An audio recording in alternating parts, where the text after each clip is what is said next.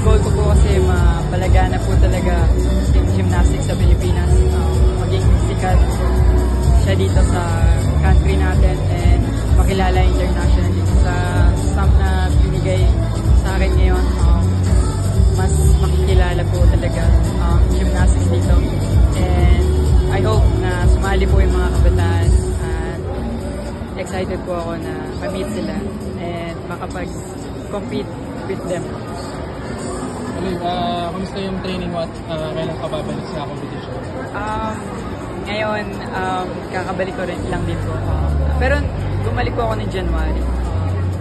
May competition po ako sa June sa Asian Championships, qualification for World Championships, hopefully makapasok. And of course, SEA Games po sa December.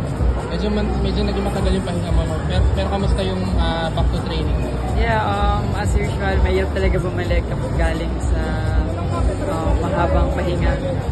Pero like, na-enjoy ko naman yung process. Sobrang natutuwa ako sa mga nangyayari para sa akin yan. May mga bago bang aabangan na skills, in terms of skills? Wala naman po. Medyo parehas lang.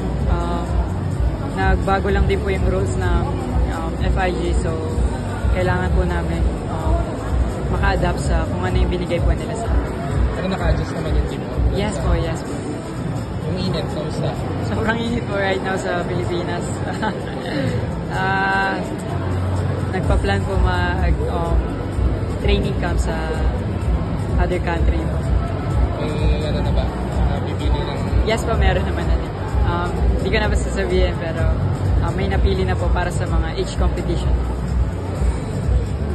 Other than international competitions, may mga ibang competitions pa na mga major competitions na target sa niyan this year, SEA Games and Of course, SEA Games po. Pero pinakamahalaga po sa akin makapasok sa World Championships, which is sa June, sa qualification sa June po.